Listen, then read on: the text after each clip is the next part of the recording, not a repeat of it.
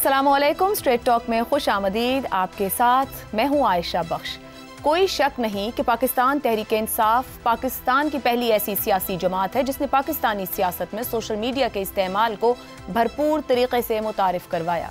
दुनिया भर में बदलते सियासी रुझानात के तनाजुर में सोशल मीडिया का इस्तेमाल सियासी कामयाबी के लिए नागुज़ीर ज़रूरत बनता गया, जिसका PTI ने भरपूर इदराक कर लिया। इमरान खान ने सोशल मीडिया के मुख्तलिफ प्लेटफॉर्म्स का भरपूर सियासी इस्तेमाल किया। हामियों को जलसे जुलूसों के लिए मुनज़्ज़म करने, किसी इशू को हैशटैग के जरिए मकबूल बनाने और एक इंतखाबी निशान के बगैर इंतखाबात में कामयाबी में इसी सोशल मीडिया का भरपूर किरदार रहा। 2022 तक सियासी मुखालिफिन को ही सोशल मीडिया के जरिए बुरा भला कहने वाली social media brigade Imran Khan की इक़्तिदार से माजूली के बाद हर तरह की कानूनी, सियासी और अखलाकी हद को अबूर करती दिखाई देने लगी। अब इदारे, आला तरीन रियासती और आइनी ओहदेदार, हत्ता के कौमी सलामती से मुतल्लिका उमूर पर भी PTI के कीबोर्ड वॉरियर्स इंतहाई दर्जे की अखलाकी गिरावट के साथ झूठे प्रोपेगेंडे करने लगे। आम बोलचाल में गैर मुहज़्ज़ब और अखलाक से गिरे हुए अल्फाज और जुमले PTI की सोशल मीडिया ब्रिगेड की सियासी लुगत का हिस्सा बनने लगे। खुद इमरान खान भी अपने सोशल मीडिया अकाउंट्स के जरिए इस सारे मनफी बयानिए में भरपूर हिस्सा डालते रहे। आला तरीन अस्करी और आइनी क़यादत से लेकर सकूते ढाका जैसे हसास मामलात पर इमरान खान ने सोशल मीडिया का इंतहाई मनफी इस्तेमाल किया। मशहूर अंग्रेजी नावल निगार मैरी शेले के मशहूर किरदार विक्टर फ्रैंकनस्टाइन ने अपने फ़ायदे के लिए जिस मॉन्स्टर को तख्लीक किया, उसने खुद फ्रैंकनस्टाइन को ही तबाह करने की कोशिश करना शुरू कर दी। ये मिसाल यूं याद आई क्योंकि अब इमरान खान ने अरब ममालिक से मुताल्लिक प्रोपेगेंडा करने वाले सोशल मीडिया अकाउंट्स की मजम्मत करते हुए उनसे लाताल्लुकी का इजहार किया है।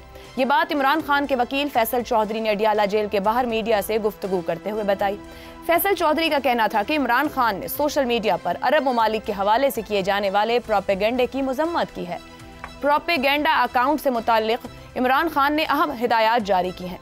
इमरान खान ने शोहदा, बुशरा बीबी और अरब ममालिक के खिलाफ प्रोपेगेंडा करने वाले सोशल मीडिया अकाउंट्स की मजम्मत की है और कहा है कि इन अकाउंट से PTI का कोई ताल्लुक नहीं है। PTI के कई संजीदा लीडर्स भी पार्टी के बहुत से सोशल मीडिया अकाउंट्स के हवाले से तशवीश का इजहार करते रहे हैं। अब खुद इमरान खान को ऐसे अकाउंट से लाताल्लुकी का इजहार करना पड़ा। ऐसे में बड़ा सवाल यही है कि इमरान खान ने अपनी शोहरत, मकबूलियत, करिश्मे और वसाइल का इस्तेमाल करते हुए जिस सोशल मीडिया को अपनी ज़ाती और सियासी अज़ाइम के लिए भरपूर तरीके से तवाना किया और करवाया, तो क्या अब वो इस बेलगाम घोड़े को लगाम दे पाएंगे? इसी पर गुफ्तगू रहेगी प्रोग्राम के पहले हिस्से में। पैनल में हमारे साथ हैं शहजाद चौधरी, ज़ैगम खान, रज़ा रूमी और हमाद गजनवी साहब। आप सभी के लिए प्रोग्राम का सवाल। 2011 से बयानियों, कबूलियत, मकबूलियत, हकीकी आज़ादी से रिहाई तक सोशल मीडिया PTI का मौसर तरीन सियासी हथियार। क्या अब PTI के लिए फ्रैंकनस्टाइन मॉन्स्टर साबित हो रहा है? ज़ैगम खान साहब, वो मामला या वो सोशल मीडिया जो बर्क रफ्तारी से हर मामला, और अब तक हम ये कहते रहे हैं कि PTI बयानियों में बाकी सब सियासी जमातों बल्कि कहीं कहीं तो हुकूमत रियासत को भी पीछे छोड़ जाती है, क्या खुद इस पर काबू पा सकेंगे या ये उनके लिए फ्रैंकनस्टाइन मॉन्स्टर साबित होगा? मेरे ख्याल में ये बहुत ही अहम सवाल है जो PTI को अपने आप को पूछना चाहिए, इमरान खान साहब को पूछना चाहिए। इमरान खान साहब सरंगापटम की बात करते हैं, जंग पलासी की बात करते हैं। मेरा ख्याल है उन्हें उस जंग को भी जहन में रखना चाहिए जो 326 क़िबले मसीह में पोरस और सिकंदर आज़म के दरमियान लड़ी गई। पोरस का सबसे बड़ा हथियार उसके हाथी थे और वो हथियारी हाथी जब वापस पलटे तो उन्होंने पोरस की फौज को ही रौंद डाला। बिल्कुल सही। तो कहीं ऐसा तो नहीं है कि जो सबसे बड़ी PTI की ताकत है वो PTI को बहुत ज़्यादा नुकसान पहुंचा रही है। अब एक कम्युनिकेशन के तालिब इल्म के तौर पर मैं PTI की कम्युनिकेशन से शशदर रह जाता हूँ, हैरान रह जाता हूँ। और अक्सर मेरा ख्याल ये होता है कि PTI को दुनिया के बेहतरीन कम्युनिकेशन एक्सपर्ट तक एक्सेस हासिल है और उसकी एक वजह है। उसकी वजह सोशल मीडिया खाली नहीं है, उसकी वजह है जिस तरीके से वो नैरेटिव बनाती है PTI, जिस तरीके से नैरेटिव को आगे लेकर चलती है, जो नैरेटिव की साइंस है उसका जिस तरीके से इस्तेमाल है, उसमें कोई जमात करीब करीब भी नहीं है। अगर वो नैरेटिव की साइंस में पीएचडी हैं तो दूसरी जमातें जो हैं वो तिफल मकतब हैं, उन्हें नैरेटिव की बेसिक्स भी नहीं आती, यकीन कीजिएगा समझ ही नहीं है उन्हें कि नैरेटिव होती क्या बला है।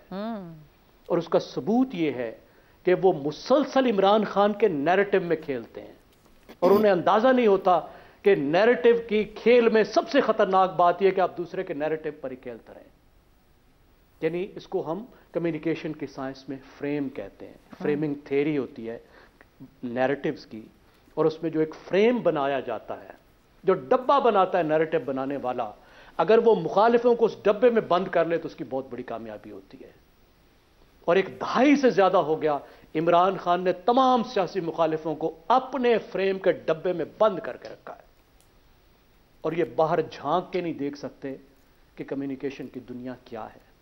इसलिए मैंने इन्हें 20वीं सदी की जमातें कहता हूं। ज़ग़न साहब, कता कलामी की माजरत, जब आपने जुमला बोला कि अपने फ्रेम के डब्बे में बंद कर रखा है खान साहब ने, तो दिसंबर मुझे याद आ गया, अभी जब एहतजाज और वो सब चल रहा था तो जमात के लोग जब एंटी मैं कहूँ इदारे की कैंपेन चल रही थी, तो उसके ऊपर जब जमात के लोगों से कहा गया कि बाहर भी जो कुछ हो रहा है इसको रोकने की कोशिश करें, तो बहुत से लीडर्स ने गुफ्तगू की और मोहतात रहे कि हमारी जमात के लोग हमें गद्दार डिक्लेयर कर देंगे।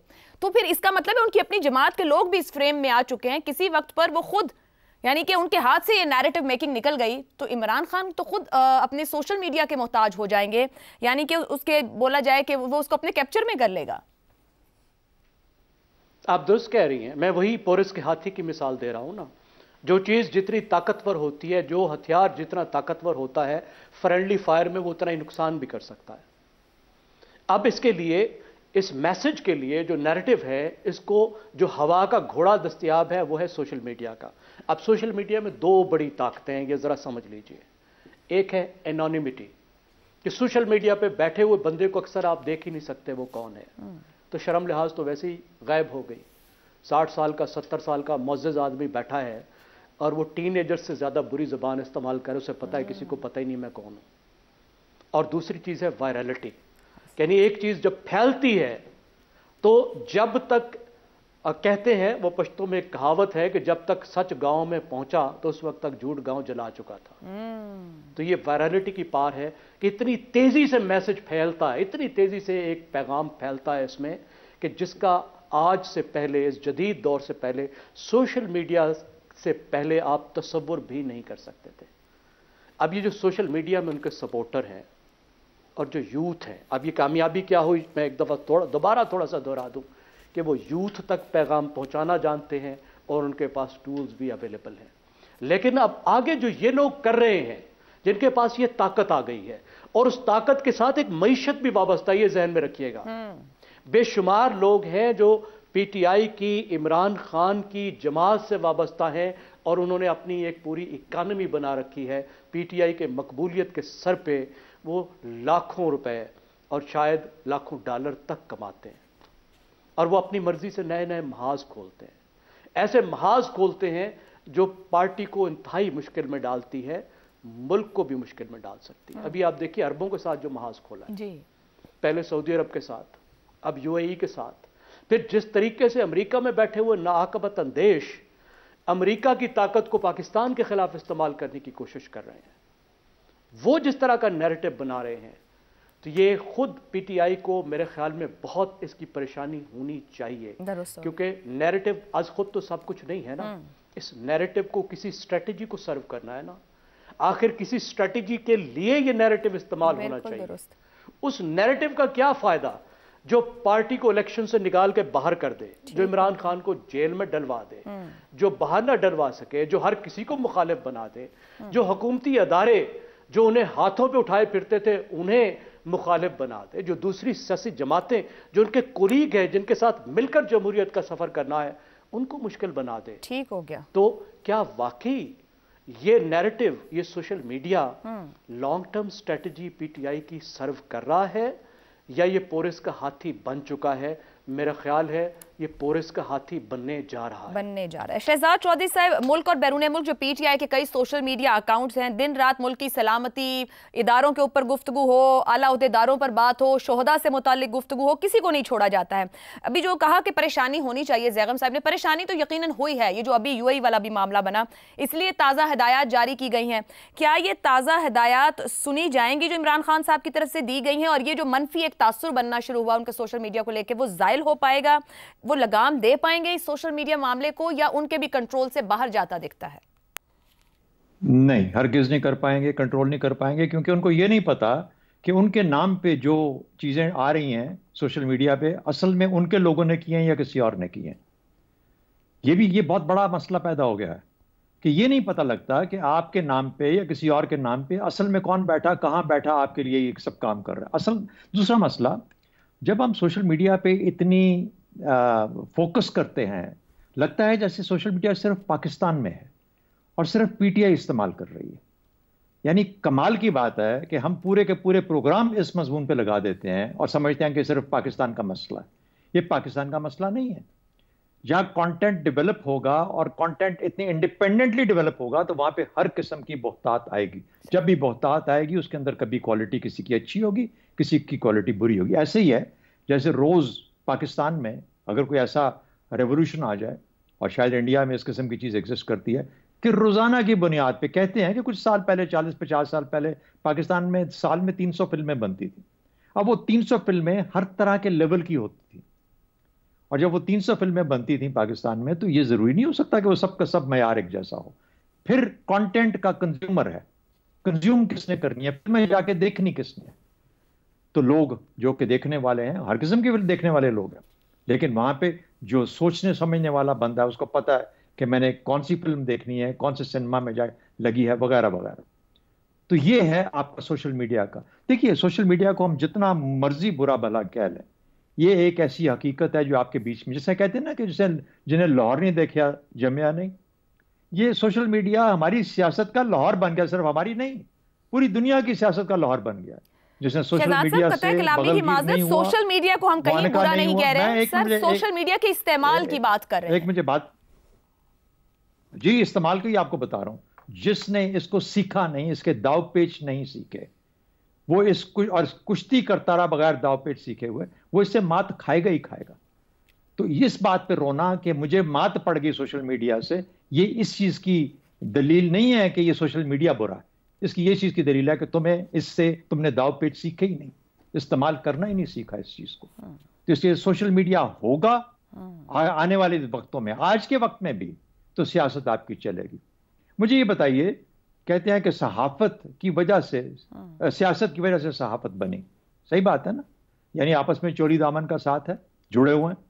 सियासत की वजह से सहाफत की अपनी एक पहचान हुई, सहाफत अपने तौर पे सामने आई। जब सहाफत डिजिटाइज हो गई, और हम 1000 दफा बात कर चुके यहां पे, तो कैसे मुमकिन है कि सियासत डिजिटाइज नहीं होगी? हाँ, आपको कंज्यूमर के तौर पे ये फैसला करना है। कंज्यूमर बेशुमार है, प्रोड्यूसर भी बेशुमार है, कंटेंट बनाने वाले भी बेशुमार है, और आपको ये नहीं पता कि मेरे नाम पे जो कंटेंट बना रहा है कौन बना रहा है। तो ये इमरान खान का मामला नहीं है सिर्फ, ये सबका मामला है, सबका मामला है। सब इस मुश्किल में फंसे हुए हैं कि इस हाथी को, ये जो मॉन्स्टर जिसे आप कह रही हैं, ये कैसे। शहजाद साहब, अगर मुख्तसरन मैं यहाँ पे बात पूछना चाहूँ आपसे। सर, आपने कहा कि एक जमात खुद नहीं जानती कि लोग उनसे हैं या नहीं, मगर जहां तक मुझे याद पड़ता है, अगर सिर्फ उस जमात की हुकूमत होने के दौरानिये की बात की जाए, तो जिस तरह के हैशटैग ट्रेंड्स चलाए जाते थे, वो कभी किसी दौर में उस तरह के हैशटैग ट्रेंड्स नहीं चलाए गए, और फिर उनकी ओनरशिप जमात के लीडर्स लिया करते थे। दूसरी बात, आपने कहा सिखाया नहीं। सर, कुछ अर्सा पहले सिखाया तो इतना खूब गया कि उस सिखाई की भी क्रेडिट ली गई कि वो कीबोर्ड वॉरियर्स जो बनाए गए और जो वॉर चलाई गई, उसकी तो बाकायदा ओनरशिप मौजूद थी। सर, तो सिखा कर मैदान में उतारे गए हैं कीबोर्ड वॉरियर्स। चलें, आपके इस सवाल के ऊपर आपको 10 बोनस पॉइंट दे देते हैं। नहीं सर, मैं तो आपसे सवाल कर रही हूँ समझने के लिए। मैं सिफारिश कर दूंगा, मैं आपके लिए सिफारिश कर दूंगा कि आपको 10 बोनस पॉइंट दे दिए जाएं कीबोर्ड वॉरियर्स का वर्ड यूज करने के लिए। ठीक है, मैं समझ गया जो आप बात करना चाह रही हैं। कीबोर्ड वॉरियर्स भी सीखने वाले थे, सुन लीजिए बात को, कीबोर्ड वॉरियर्स भी सीखने वाले थे।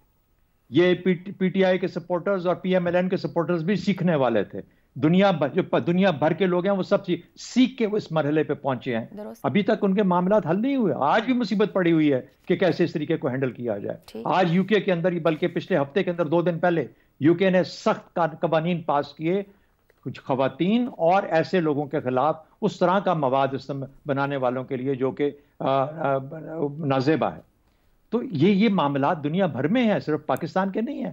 हम सोशल मीडिया लेके बैठ जाते हैं पाकिस्तान और पीटीआई के लिए। भाई आपको सीखना पड़ेगा ना। आप मिलीनियल्स का मसला ये है कि हम आधे उधर के हैं आधे इधर के हैं। जेन जी से पूछें जो कि इस वक्त अभी 20, 25, 30 साल के लोग हैं, वो सब कहते हैं इसके बगैर जिंदगी हो ही नहीं सकती। और हकीकत totally agreed, social media is future, लेकिन गालम गलोच इज नॉट फ्यूचर। मतलब ये कुछ आगे जाएगा तो फिर तो शहजाद साहब कुछ भी ना जाएगा। सोशल मीडिया फ्यूचर है, एआई फ्यूचर है, और इसी के साथ आगे बढ़ना है। अरे एक मिनट, जब प्रिंटिंग प्रेस आया था, आपको जैगम साहब ने कितनी दफा बता दिया प्रिंटिंग प्रेस के बारे में। तो सबसे पहले किस 2 वजूहात की बिना पे सबसे ज्यादा पॉपुलर हुआ था? मजहब और पोर्नोग्राफी की वजह से। ठीक है, लेकिन क्या प्रिंटिंग प्रेस उसके बाद फिर उसने क्या कुछ दुनिया को दिया? किताबें बनाई, क्या कुछ सिखाया, क्या इल्म तकसीम किया, बदल के रख दिया इस दुनिया। तो आज आप पहले सफर के अंदर ही जस्ट बिकॉज हमारा एक सियासी मफाद है उसकी वजह से हम इस चीज को खत्म करना चाहते हैं। ये हकीकत है, इससे डील करना सीखिए, इसको इस्तेमाल करना सीखिए और एक अच्छे कंज्यूमर बनिए ताकि आपको पता लगे कि मैंने कौन सी फिल्म देखनी है और कौन सी नहीं देखनी। रज़ा रूमी साहब, 2011 से 22 तक इमरान खान साहब की मकबूलियत अपनी जगह रही। जो कबूलियत हासिल रही उसने उस सोशल मीडिया को भरपूर सपोर्ट किया, सियासी सपोर्ट किया या सियासी सपोर्ट से आगे जाके सपोर्ट किया कि हक में ट्वीट्स किए जाते रहे, क्रेडिट लिया जाता रहा, वसाइल फराहम किए जाते रहे, अखबार न्यूज़ चैनल की नौकरी, मतलब आज जिस चैनल्स को अगर हम ताना भी दें, उन चैनल्स की नौकरी ना करने वाले, मतलब जो लोग ट्रेंड ही नहीं थे, जिनको पता ही नहीं था सहाफत की एबीसी क्या है, जो कहीं से निकले नहीं थे ना अखबार से ना चैनल से, जो बुनियाद थी, व्लॉगर्स और ऐसे ऐसे लोग सामने ला के रख दिए कि जो आज जय्यद और मुस्तनद सहाफ़ी करार दिए। जिन्होंने पढ़ा, जिन्होंने लिखा, वो सब ठीक है, लेकिन जहां आज हम खड़े हैं यहाँ पर कबूलियत का कितना अमल दखल है, जो हमें सवाल करना पड़ रहा है कि सोशल मीडिया के थ्रू ये सब कुछ क्यों दिया जा रहा है जब बड़े पॉलिटिकल लीडर्स लेट डाउन हो रहे हैं। बहुत शुक्रिया आयशा, अभी बड़ी इल्मी बातें हुई। मैं चूंकि आपका पहला सवाल जो है और ये वाला जो आपने ज़िमनी सवाल पूछा, देखिए तारीख़ जो हालिया तारीख़ है, आपने एक दहाई की तारीख़ का जिक्र किया है और यकीनन ना मैं इसके ऊपर एक ही वो मुझे मिसरा याद आ जाता है कि इस घर को आग लग गई घर के चिराग से। तो फ्रैंकनस्टाइन का जो मॉन्स्टर जिसकी आप अभी बात कर रही हैं पीटीआई का, ये मॉन्स्टर तो किसी और ने बनाया था और आप भी जानती हैं, नाजरीन भी जानते हैं, हमारे जो साथी पैनलिस्ट भी जानते हैं, क्योंकि जाने ना जाने तो गुल ही ना जाने बाग तो सारा जाने हैं कि किसने ये सोशल मीडिया ट्रोलिंग ब्रिगेड्स बनाई, किसने ये कीबोर्ड वॉरियर्स की फ़ौज ज़फ़र मौज को तख्लीक करके इस मुल्क पर नाजिल कर दिया। आप ये भूल जाइए पाकिस्तान तहरीक इंसाफ या XYZ पार्टी हो, ये जो तरीक़ा कार था प्रोपेगेंडा का, इस मैसिव लेवल के ऊपर गालिबन नहीं हमने देखा। क्योंकि देखिए टेक्नोलॉजी भी बदल रही थी, ज़माना भी बदल रहा था, इंटरनेट ज़्यादा दस्तयाब हो रहा था। यही दिहाई है, इसमें पाकिस्तान में मोबाइल फ़ोन्स की तादाद जो है वो 40-50% से ज़ायद बढ़ गई। अब तो करोड़ों मोबाइल फ़ोन है पाकिस्तान में, एक एक शख्स के पास 2-2 फ़ोन है। रात भर के वो पैकेजेस, कभी इंटरनेट फ्री होता है, सस्ता होता है, और स्लो भी हो जाए तो लोगों को व्हाट्सएप की जो सहूलत मैसर रहती है। तो एक तरह से एक टेक्नोलॉजिकल इनकलाब भी आया, मगर उसमें रियासत का रोल जो है उसको हमें नहीं भूलना चाहिए। इससे पहले कि हम इमरान खान या पीटीआई या उनके जो ट्रोल ब्रिगेड्स हैं उनका जिक्र करें, वो लोग जिन्होंने ये काम स्टार्ट किया था उनकी भी तो कोई जवाबदेही होनी चाहिए ना, उनसे पूछना चाहिए। क्योंकि मुझे तो खुद, देखिए मैं तो खुद इस भट्टी से गुजरा हूँ, मुझे ये कहा जाता था कि आपकी फलां ट्वीट जो है उसको डिलीट करें, या आपने वो ट्वीट क्यों की। वो जिन साहिबान का मैं जिक्र नहीं करूँगा, नामुनासिब बात होती है, उस वक्त मुझे अगर हिम्मत होती तो उस वक्त मुझे करना चाहिए था। आज क्या मैं बड़ा बहादुरी का दावा करूँगा। और इसके अलावा, और जो मैं खुद ट्रोलिंग का शिकार रहा हूँ, रहता हूँ, मसलन ये कि मुझे पहले उन्होंने कहा कि आप तो इंडिया के एजेंट हैं, एक साहब जो कि आजकल बहुत मशहूर व्लॉगर हैं, उन्होंने कहा कि आप, मुझे मालूम है कि कौन अमेरिका में इंडियन लोग आपको पैसे देते हैं। फिर उसके बाद पूरे के पूरे थ्रेड्स हुए खान साहब के दौर में कि CIA का मैं एजेंट हूँ। एक बार मैंने जैगम खान साहब को फ़ोन भी किया कि मैं इसका क्या करूं। इन्होंने मुझे कहा कि छोड़ो, इग्नोर करो, इससे ना इंगेज करो। तो मैं तो इससे गुजर चुका हूं, मैं भारतीय एजेंट, CIA एजेंट, काफिर, पता नहीं क्या क्या, तो मैं भुगत चुका हूं ये इन्हीं फैक्ट्रियों के हाथ से। आज ये पूरा मुल्क और वो इदारे जिन्होंने समझा था कि वो एक खास मखसूस सियासी लीडर को मसीहा बनाकर पेश कर रहे हैं, आज वो भुगत रहे हैं। अब ये तो मैं इसमें खुशी की कोई बात नहीं है, क्योंकि जब रियासत और हमारा कोई भी रियासती इदारा किसी की जद में आता है, चाहे वो अदलिया हो, फौज हो, पार्लिमान हो, हमें उसमें खुशी नहीं होती और किसी किस्म की कोई जैसे कहना चाहिए उसको सेलिब्रेट नहीं करना चाहिए। क्योंकि देखिए अब तो मामला इस हद तक बढ़ गया, जैसे कि मैंने पहले काफ़ी बार जिक्र किया, जब ये 9 मई हो रहा था मैं पाकिस्तान में नहीं था, लेकिन मैं जो सोशल मीडिया देख रहा था उसमें वो कहते हैं जी वहाँ इनकलाब आ रहा है। अभी 26 नवंबर को भी मैंने देखे ऐसे कुछ बहुत से ऐसे ट्वीट्स देखे, वीलॉग्स देखे। तो अब तो जैसे कहते हैं ना, मुख्तारिया गल वध गई है। अब गल वधी है तो अब सबको याद आ गया, यकीनन वहाँ भी ज़रा दर्जा हरारत बढ़ा है। पाकिस्तान के जो इस्लामाबाद और रावलपिंडी की शाहराएँ हैं, वहाँ पे भी इस वक्त सोचो बचार और वो जो है इस फिक्र में मुब्तला है कि अब हम क्या करें। और यही वजह कि अब मीडिया में भी ये बात हो रही है, ये पहले होनी चाहिए थी ना, जब उस वक्त हमें याद है वो आगे बढ़कर ये एक सारा काम करवा रहे थे, तो उस वक्त तो किसी ने नहीं बात की। हालांकि वो वक्त तो आपने बताया ट्वीट डिलीट हो जाते थे, तो बात क्या होनी है? मैंने तो खुद अपने हाथों से अपनी मैंने भी की हुई है। आपने भी की है, ओके, बस एक ही कश्ती के हम सवार हैं। तो अब बात यह है कि क्या पीटीआई के लिए ये फ्रैंकनस्टाइन का मॉन्स्टर साबित होगी? देखिए बिल्कुल होगी। ये तो एक नेचुरल मरहला है। अगर बनाने वाले आज उसकी जद में हैं तो उसको इस्तेमाल करने वाले भी उसके जद में आएंगे, और वो इस तरह से आएंगे कि आप उसका एक ट्रेलर रोजाना देखते हैं। मसलन मैं अर्ज करूं, शेर अफजल मरवद जो हैं वो अच्छे हैं बुरे हैं, उनकी जबान कैसी है, एक पॉपुलर किस्म के लीडर हैं, उनको क्या क्या नहीं कहा गया, ये कॉम्प्रोमाइज्ड है। अच्छा, फिर उसके अलावा असद कैसर के बारे में क्या क्या लिखा गया, और इन्हीं सलमान अकरम राजा साहब को कहा गया, उनको एक बार शटअप कॉल देनी पड़ी कि आप डिक्टेट नहीं कर सकते हमें जमात के। बिल्कुल, लेकिन अभी आप देखें जो हालिया चीज हुई हमारी दोस्त आसमा शिराजी के साथ, जिस तरह की जबान उनके बारे में इस्तेमाल की गई, और अब उसकी फिर उन्होंने थोड़ा बहुत जवाब दिया बड़े मुहज़्ज़ब अंदाज में। आसमा को पता है कि वो बहुत ही मुहज़्ज़ब उनका तरीकाकार है, लेकिन अब उनके ऊपर फिर जो है तावीलें पेश की जा रही हैं कि जी सही किया है, आपको पीटीआई की ख़वातीन याद नहीं आई, अब आपको ख़वातीन के हकूक़ याद आ गए। यानी कि पाकिस्तान में अगर किसी खातून के ऊपर कोई मिसोजिनी का या खातून के ऊपर बुरी बात का जिक्र किया जाए तो उसमें पीटीआई की खवातीन का जिक्र करना लाजमी है, नहीं तो और तो खवातीन है ही नहीं, जिक्र नहीं होगा। ठीक है जी। हमाद गजनवी साहब, ये जितने प्रोपेगेंडाज या बयानियां बनाए जाते हैं, एज तो है पीटीआई के पास बयानियां मेकिंग के अंदर, सोशल मीडिया ने इमरान खान का सियासी नुकसान ज्यादा किया है या सियासी फायदा? जी, इस पर बड़ी बात हो चुकी है और अभी मजीद होगी।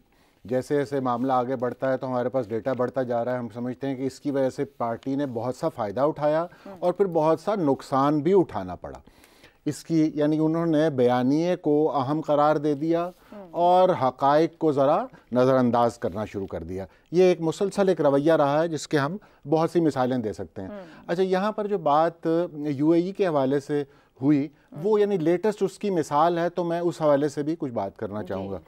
आप देखिए कि हम जो पीटीआई की सियासत के नाज़िर हैं उनके लिए ये कोई तहय्युर की बात नहीं है। वो देख रहे हैं कि ये मामला पीछे से चलता चला आ रहा, बल्कि उनके पार्टी के डीएनए में शायद ये बात शामिल हो गई हुई है, उनकी घुट्टी में आई ये बात कि वो हमला आवर होते हैं, और फिर जब हमला आवर होते हैं तो फिर वो ये नहीं देखते कि कोलैटरल डैमेज क्या हो रहा है, वो ये नहीं देखते कि रियासत कहाँ से शुरू हो जाती है और सियासत कहाँ ख़त्म हो जानी चाहिए। वो सियासत और रियासत का फ़र्क जो है उसे नज़रअंदाज कर देते हैं। इसकी बेशुमार मिसालें हैं, लेकिन मेरा ख्याल है सबसे बड़ी मिसाल तो साइफ़र ही है।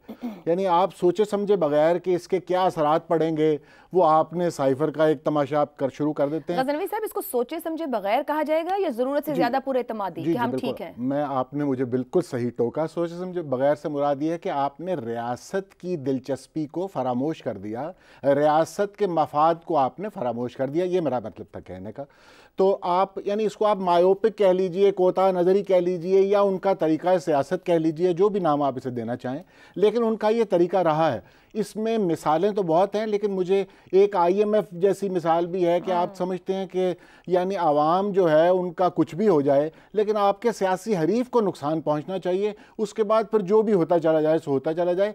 ये अभी आपकी ये जो फ़्लाइट्स हैं, इनको इजाज़त मिली है यूरोप जाने की, तो मुझे बार बार ख्याल आता, बल्कि पिछले 6 साल आता रहा है, जब जब हम सफ़र करते हैं हमें ख्याल आता है कि एक साहिब ने सिर्फ सियासी पॉइंट स्कोरिंग के लिए उन्होंने कह दिया कि जी ये तो सारे जो लोग जहाज़ उड़ा रहे हैं ये तो बस ऐसे ही हैं, जाली डिग्रियां इनके पास, और ये तो केपेबल ही नहीं है इनको। तो उसका नतीजा क्या निकला? अरबों रुपए का नुकसान हुआ सालाना हमारा, और हमने वो भुगता एक आदमी की इस हरकत की वजह से। एक आदमी क्या, उसके पीछे पर जो आप कह रहे हैं ये सारा सोशल मीडिया खड़ा हो जाता है आके, हत्ता कि पार्टी लीडरशिप भी उसको सपोर्ट करती है और थपकी देती है कि हाँ ये बिल्कुल ठीक कह रहा। तो आप अपने मायूब छोटे छोटे सियासी फ़ायदों के लिए ये फ़र्क नहीं कर पाते कि रियासत का नुकसान हो रहा है। अब ये भी बिल्कुल वही बात हुई है, एक साहब से हम कह रहे हैं कि $2 बिलियन हमारे रोल ओवर कर दो ये, और वो किस तरह की बात हो रही है। आपने उसके अंदर एक अजीब सियासत, आप मरियम नवाज पे तनकीद कीजिए, उनकी सियासत पे तनकीद कीजिए कि इसने 100 प्रोजेक्ट शुरू कर दिए हैं जी, पता नहीं को मुकम्मल भी कर पाएगी या नहीं कर पाएगी।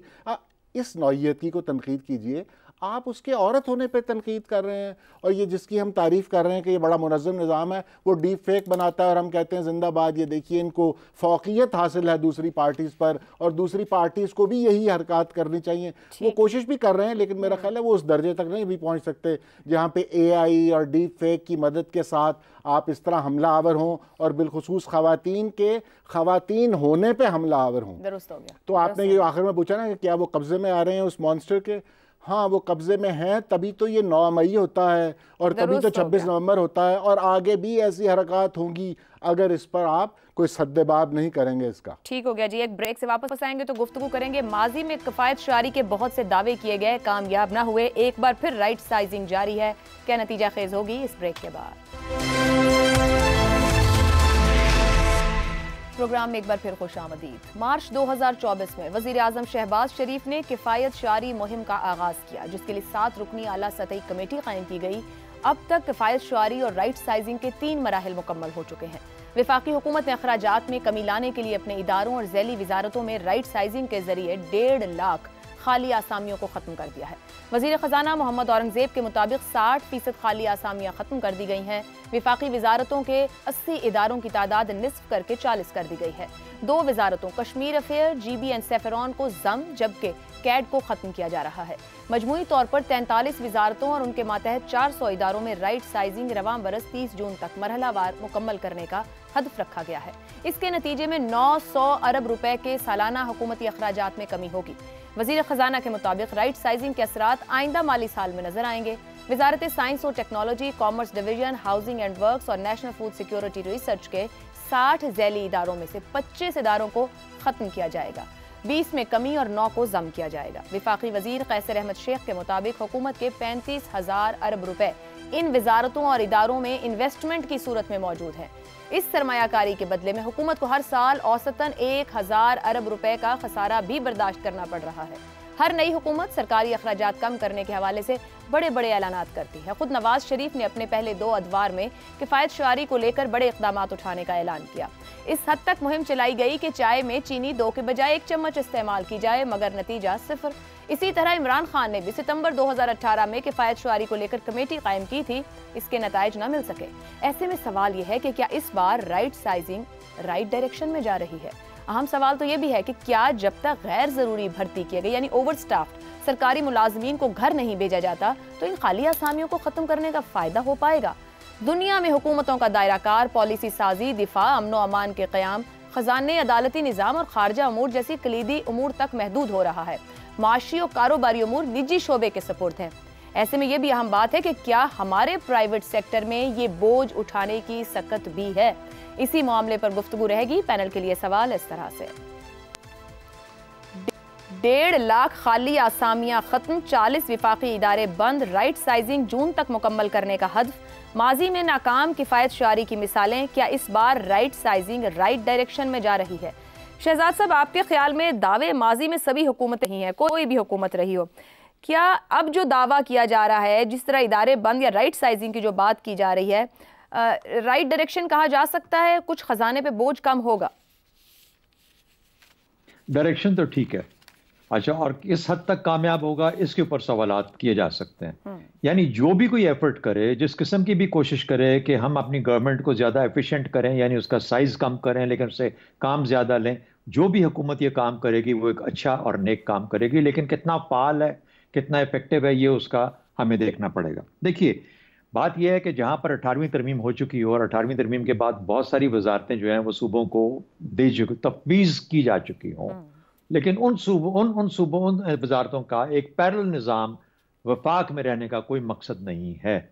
लेकिन कोई ये कहते हैं कि क्योंकि वहां पर भी वजारतों ने अभी काम शुरू नहीं किया, इसलिए ये वजारतें रखनी भी जरूरी हैं। तो यहाँ पे भी वजारतें हैं, डुप्लीकेशन है वहां पे भी, तो दोनों जगह के ऊपर कोई ना कोई इसकी, जैसे कहते हैं कि सफाई करनी पड़ेगी, इसलिए कोई भी एफर्ट यहाँ पे हो बहुत जरूरी है। दूसरी बात, जब आप यहाँ पे कम करते हैं लोगों को, मिसाल के तौर पे आपने 1.5 लाख नौकरियों असामियों का जिक्र किया, MP1 MP2 बढ़ाए जा रहे हैं और उनकी पता नहीं 25 30 40 50 लाख तनख्वाहें महीने की, तो ठीक है, अगर जहां जरूरत है वहां जरूर कीजिए, लेकिन आप ये भी देखिए कि गवर्नमेंट को आप किस तरीके से उसको स्क्यू तो नहीं कर रहे, यानी उसका कोई वेट या बैलेंस तो नहीं खराब कर रहे जब आप इस किस्म के काम कर रहे हैं। अमेरिका का सदर 15 लोगों की कैबिनेट के साथ काम करता है। हमारा जो वजीर आजम माशाल्लाह माशाल्लाह, अब तो उन्होंने 35 कर दिए और पता नहीं 18 20 को पता नहीं कितने कर दिए मुशीर। पीडीएम की हुकूमत में 86 मुशीर और वजीर थे पीडीएम की हुकूमत। वैसे एक्सटेंशन की खबरें अभी भी हैं कि शायद बढ़ाएं, रजा रब्बानी साहब ने इस पर एतराज भी किया है ना। हाँ एग्जैक्टली, अभी जो कैबिनेट है इसके भी बढ़ने की और खबरें हैं। तो मुझे बताइए, एक तरफ ये खबरें आ रही हैं, एक तरफ ये करें, आप गाड़ियों का पता कर लीजिए कि कितनी गाड़ियां लग्जरी किस्म की या मिनिस्ट्रीज की कितनी खरीदी गई पिछले 6 माह या 1 साल के अंदर, जब से ये नई हुकूमत आई है। आपको सूबों से और यहां से पता लग जाएगा कि असल में दिखाने का क्या है और खाने का क्या है, ये सामने चीजें आ जाएंगी। बदकिस्मती हमारी है, PIA आप कोशिश करें वहां से लोगों को राइट साइज करने की, कोई ना कोई एक पॉलिटिकल पार्टी वहां पे सामने आ जाएगी, सवाल ही पैदा नहीं होता, हम हाथ नहीं लगाने देंगे। सिविल एविएशन में आप कम करना चाहें लोग, सवाल ही पैदा नहीं होता, एक और पार्टी कराची की सामने आ जाएगी कि आप हमारे लोगों को हाथ नहीं लगा सकते। Steel mill, railway overburden, over crowded. Similarly जितने गवर्नमेंट के महकमे, गवर्नमेंट की नौकरी को पाकिस्तान में आज भी एक बेहतरीन नौकरी तस्वर किया जाता है, किस लिए? काम कोई नहीं है, पैसे मिलते रहते हैं मुफ्त के। और पाकिस्तान में तो आपको पता है कि जो काम है ये जवान की मौत है। इसलिए बदकिस्मती हमारी ये है कि हम इस जगह पे फंसे हुए हैं। हमें वाकई में, मैं वजीर साहब पता नहीं कब तक रहेंगे, अल्लाह करे ये अपना काम करते रहें, जारी रखें, क्योंकि इससे पाकिस्तान की गवर्नमेंट को एफिशिएंट बनाना, ई गवर्नमेंट का जो निजाम है, इस तरह की जो चीजें हैं, लोगों का कम करना, ये वो चीजें हैं। लेकिन जहां पे आपका प्राइवेट सेक्टर काम नहीं कर रहा, वहां पे गवर्नमेंट की नौकरी इस तरीके से देखी जाती है, तो ये भी तो हमारी एक बदकिस्मती है ना। तो ओवरऑल ऑल एनकम्पसिंग इंप्रूवमेंट्स की जरूरत होगी हर तरफ से, एफिशिएंट गवर्नमेंट होना जरूरी। हमाद साहब, मैं जब हम इस पे काम कर रहे थे तो दिखाई दिया कि लेबर की वजारत खत्म की तो ह्यूमन रिसोर्स सामने आ गए, एनवायरनमेंट की खत्म की तो क्लाइमेट चेंज की वजारत आ गई, सेहत की खत्म की तो नेशनल हेल्थ के नाम से विफाक में पुरानी वजारत बदल कर नई बना देने से क्या ये राइट साइजिंग दुरुस्त है? जैसे अभी जिक्र किया गया बहुत से इदारों में जहां आपको बोझ उतारने की जरूरत है, ये फिर दिखाने की राइट साइजिंग है? फर्क तो नहीं पड़ना अगर बड़ी बड़ी गाड़ियां, ओवर स्टाफ्ड इदारे मौजूद रहेंगे तो? आप बुनियादी तजादात की तरफ इशारा कर रही हैं कि अगर राइट साइजिंग हो रही है तो उसका मकसद तो बुनियादी है पैसे बचाना, तो आप अगर इसी के साथ पैसे ज़ाया करने के भी साथ स्कीम शुरू कर देते हैं तो फिर हम आपसे सवाल तो करेंगे ना कि क्या माना हुआ इस राइट साइजिंग का। यानी मैं इशारा इस तरफ कर रहा हूँ कि अभी आपने पिछले कुछ हफ्ते पहले आपने 20 ग्रेड से ऊपर लोगों की तनख्वाहें बढ़ाई हैं। अच्छा, तो आपने जो लोग निकाले थे पहले, जो फेज़ इन्होंने किए हैं, तो हुकूमत ने उसमें 1 से 6 ग्रेड के मुलाजमीन निकाले गए हैं, यानी मेन एम्फसिस उनके ऊपर था, 17 से 22 पे नहीं था, और 20 21 22 तो बहुत ही था ही नहीं, आप समझिए। तो ये सवाल पैदा होते हैं क्योंकि ये पॉलिसी बना ही 21 22 वाले रहे हैं, तो वो सारा एम्फसिस कहाँ आ रहा है? वो गरीब लोग, यानी किन की बात हम कर रहे हैं? मालियों की बात कर रहे हैं हम, खाक रूबों की और ड्राइवर्स की और कासिदों की, इनको हम निकाल कर राइट साइजिंग का नाम देते हैं।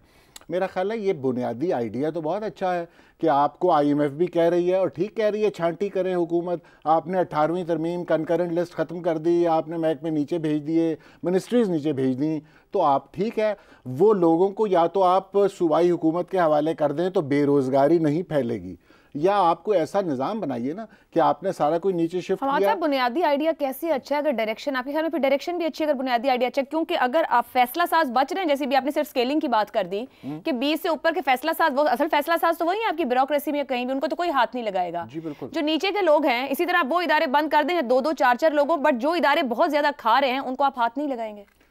जी, दूसरी तरफ जो जिस तरफ आप इशारा कर रही हैं और हमारे दोस्त ने भी किया, वो कह रहे हैं कि जो इदारे बदनाम हैं इस मामले में कि वो डूबे ही इस वजह से हैं कि वहाँ पे ओवर स्टाफिंग की गई, और अगर दुनिया में एक पैसेंजर के लिए 5-6 एम्प्लॉयज़ होते हैं तो आपके सैकड़ों में चले जाते हैं एम्प्लॉयज़, तो आप PIA डबो देते हैं पूरी। वो एक और मसला है कि आप लोग क्यों नहीं निकाल पाते, इसलिए कि आपने सियासी भर्तियां कर रखी हैं, और जब भी आप उनको राइट साइज करने की कोशिश करते हैं, वैसे तो ये खुशनुमा अल्फाज हैं, ये ज़रूरी नहीं कि हम इनके धोखे में आ जाएं, ये बेरोज़गारी फैलाने के सिलसिले भी कहला सकते हैं। ठीक हो गया। हाँ, इनको यानी हमें गौर से देखने की ज़रूरत है। और हज़ार अब्बानी वाली जो आप स्टेटमेंट कह रही हैं, मैं उनसे मुत्तफ़िक हूँ, ये बहुत एहतियात से करने वाली चीज़ है। अगर सारा नज़ला 1 से 6 ग्रेड के मुलाजमीन पर पड़ना है तो हम इसकी हिमायत किस तरह करेंगे? दुरुस्त हो गया जी। एक ब्रेक लेते हैं, ब्रेक से बाद ज़ैगम खान और रज़ा रूमी का मौक़िफ़ आपके सामने रखेंगे।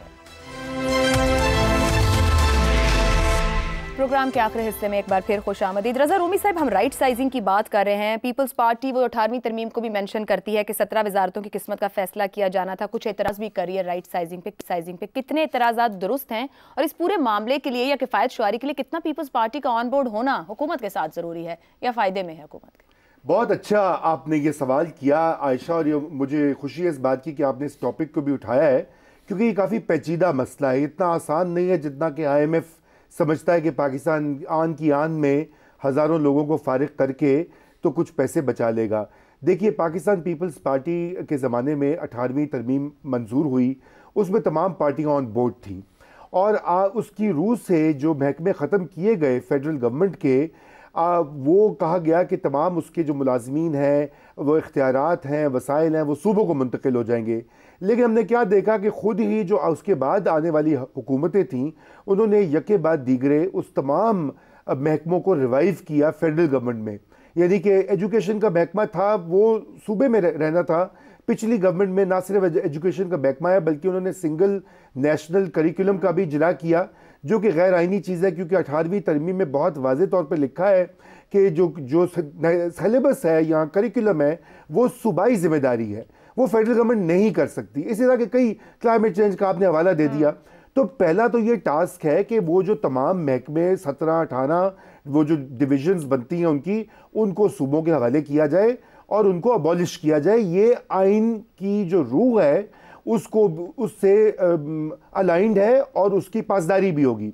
नंबर 2, जो लॉस मेकिंग बिग ये एंटिटीज़ हैं, स्टील मिल्स हो गई, PIA हो गई, दीगर, इनका कोई बंदोबस्त किया जाए। स्टील मिल्स तो बंद पड़ी हुई है, वो भी दुआएं दें आप हमारी सुप्रीम कोर्ट ऑफ पाकिस्तान को कि अरबों रुपए का नुकसान पाकिस्तानी हर रोज़ हर साल अपनी जेबों से अदा करते हैं उन फैसलों की वजह से जो पॉपुलिज्म के तहत किए गए उस वक्त की सुप्रीम कोर्ट में, और आज तक किसी की अकाउंटेबिलिटी नहीं हुई। सियासतदान को तो आप जेल में बंद कर देते हैं, कभी उसको जिला वतन कर देते हैं, अफसरान जो होते हैं उनकी इंक्वायरियाँ हो जाती हैं, ISI का चीफ होता है उसका कोर्ट मार्शल हो जाता है। तो ये जो बाकी इदारे जो इस तरह के काम करते हैं, इंटरफेयर करते हैं ब्यूरोक्रेसी और पाकिस्तान की एग्जीक्यूटिव फंक्शनिंग में, उनका कोई एहतसाब नहीं होता। तो पहले तो ये बात है। अच्छा, तीसरा इसमें जो अहम मौजू है वो ये है कि इतने बेकार किस्म के इदारे कायम किए गए हैं एक के ऊपर। ये हमारी ब्यूरोक्रेसी का एक खास तरीका होता है। वो कहते हैं एक नई अथॉरिटी बना लेते हैं, एक नई कंपनी बना लेते हैं। आपको याद है कि शहबाज शरीफ साहब की पिछली जो गवर्नमेंट थी पंजाब में, उसने कोई पता नहीं 50 के करीब कंपनीज बना दी थी। फिर उस वक्त के चीफ जस्टिस ने उनके ऊपर भी केसेस वो जो एंटरटेन कर रहे थे कि जी कंपनियां बना ली, कंपनियों में बेकायदगियां हो गई हैं।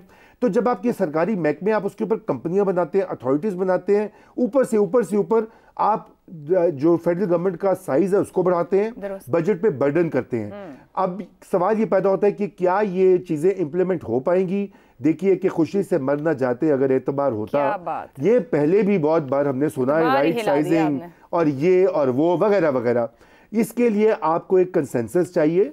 जब आप ये राइट साइजिंग करना शुरू करेंगे तो पाकिस्तान पीपल्स पार्टी बाहर से आके सबसे बड़ी, वो तो इसकी अपोज हमेशा से उनका एक आइडियोलॉजिकल चीज रही है। और मैं एक और इसमें नुक्ता ऐड कर दूं कि जो आपने सवाल किया, PPP को बिल्कुल ऑन बोर्ड होना चाहिए, मशावरत भी होनी चाहिए, और मैं समझता हूं कि उनको काबीना में आना चाहिए ताकि इस पॉलिसी को सही तरह से इंप्लीमेंट किया जा सके। अभी पीपल्स पार्टी के एतराजात हैं। ज़ैगम साहब, क्या हुकूमत पीपल्स पार्टी के एतराजात को एड्रेस करके कंसेंसस बना लेगी? दूसरा, क्या हमारा प्राइवेट सेक्टर अगर इतने बड़ी तादाद में नौकरियों की जरूरत हो तो ये बोझ उठाने की सकत रखता है? देखिए, प्राइवेट सेक्टर ने तो कोई बोझ नहीं उठाना, क्योंकि अक्सर ये मिनिस्ट्रीज जो हैं ऐसी हैं जिनकी ज़रूरत ही नहीं है। अक्सर लोग जिनको भर्ती किया गया है उनकी ज़रूरत ही नहीं है। और जो बुनियादी मकसद है और जो होना चाहिए इस बोझ को कम करने का, पहला मकसद ये कि हुकूमत का जो अवाम पर बोझ है वो कम हो, हुकूमती अखराजात कम हो। और दूसरा मकसद, हुकूमत मौसर बने, इफ़ेक्टिव बने, क्योंकि जहाँ 2 की जगह 4 लोग होते हैं तो 2 वाला काम भी नहीं होता। अभी तक उस पर हुकूमत की जो परफॉर्मेंस है वो बहुत बुरी रही है। हुकूमत ने अपने अखराजात बढ़ाए हैं, कम नहीं किए, और बेशुमार हमें ऐसे अखराजात नज़र आए हैं जो काबिल एतराज़ हैं। मिसाल के तौर पर ख़ुद MNAs और MPAs के लिए जो बजट रखा गया है वो बिल्कुल नामुनासिब है। इस तरीके से, जिस तरीके से प्रेसिडेंसी का खर्च जो है वो बढ़ गया है, जो MP1 MP2 की भर्ती की गई है, तो ये कितना कामयाब होता है ये हमें लगेगा जब अगला बजट पेश होगा। और उसमें जब हुकूमत बताएगी अपने इकोनॉमिक सर्वे में कि इस साल जो अभी चल रहा है 24-25 का, इसमें हुकूमत ने अपना खर्चा कम किया या बढ़ाया, और अगले बजट में जब वो रखेगी अपने पैसे, तो हमें पता चलेगा कि क्या वफाकी हुकूमत अपने अखराजात कम कर रही है या बढ़ा रही है। सिर्फ लोगों को कम होने से बात नहीं बनती। अब देखिए, जिन 43 मिनिस्ट्रीज़ की बात हुई, 43 मिनिस्ट्रीज़ की और 400 अटैच डिपार्टमेंट्स की, इसमें 6,50,000 असामियाँ हैं। 1.5 लाख कम कर रहे हैं, 5 लाख बच जाएंगे। उन 5 को भी आधा होना चाहिए, शायद 1.5 लाख लोग ही काफ़ी हैं। और फिर जिस तरीके से ये हुकूमत चलती है, मतलब वो एक हैरान कुन एक चीज़ है कि सेक्रेटरी साहब और डायरेक्टर साहब और असिस्टेंट डायरेक्टर साहब, वो कंप्यूटर इस्तेमाल करना नहीं आता, उनके पास एक कंप्यूटर बैठा होता है जो उनकी जगह टाइप करता है। ऐसे सब लोगों को तो कोई ऐसा गांव ढूंढ के भेज देना चाहिए जहां अभी तक बैल से हल चल रहे हो। उन्हें कहे कि पुत्र जी जाओ और तुम बैल से हल चलाओ। You don't belong to this world, you don't belong to 21st century, you are dragging the whole country behind. तो मुल्क को आप पूछल से पकड़ के पीछे खींच रहे हो। अगर आपको कंप्यूटर इस्तेमाल करना नहीं आता तो जिम्मेदार ओहदे पर बैठे करके कार्य कर रहे हो। तो बैठाने वालों को पूछे ना। लिफ्ट ऑपरेटर होता है जी, फिर लिफ्ट ऑपरेटर होता है। बाबू जो है वो 7 का बटन नहीं दबा सकता। 7वें फ्लोर पे जाना है, लिफ्ट ऑपरेटर साहब के लिए वो बटन दबाएगा, उसकी उंगली थक जाएगी। ठीक हो गया, ठीक हो गया। दुनिया में कहीं देखा है आपने? तो ये आगे चलकर जो है हमें पता चलेगा। और 18वीं तरमीम वाली बात भी होगी। मेरे ख्याल है सूबों को भी तवज्जो देने चाहिए। जब से पैसे आए उन्होंने भी बहुत फालतू भर्तियां की। दुरुस्त हो गया जी। शहजाद साहब कोई पॉइंट देना चाह रहे हैं? हाँ, सिर्फ ये एक आकाश बिल और बढ़ रही है हमारी तरफ बहुत ज्यादा शिद्दत के साथ, और वो है IT के स्फीयर के अंदर। यानी सॉफ्टवेयर के ऊपर ग्रुप्स और बोर्ड्स बनते जा रहे हैं। और ये एक ऐसा, हम इसको हाईलाइट करना चाहिए हमें कि खुदारा IT वाले जो भी हैं, कोई ऐसा मरबूत निज़ाम होना चाहिए जहां पर इतने सारे शोबे और इतने सारे लोग जमा करके, जस्ट बिकॉज IT एक फैड बन गया, एक नया नाम है, हमें डर है उसका, कभी को सोशल मीडिया का, कभी किसी चीज़ का, बस उसके ऊपर बंदे बढ़ाई जाओ। और ये आकाश बिल खुद हमें पूरी गवर्नमेंट को खा जाएगी अगर इतना निज़ाम अगर इस तरीके से बढ़ता रहेगा। दुरुस्त हो गया जी शहजाद साहब, बहुत शुक्रिया। प्रोग्राम का वक्त खत्म हुआ, इजाज़त दीजिए, अल्लाह हाफ़िज़।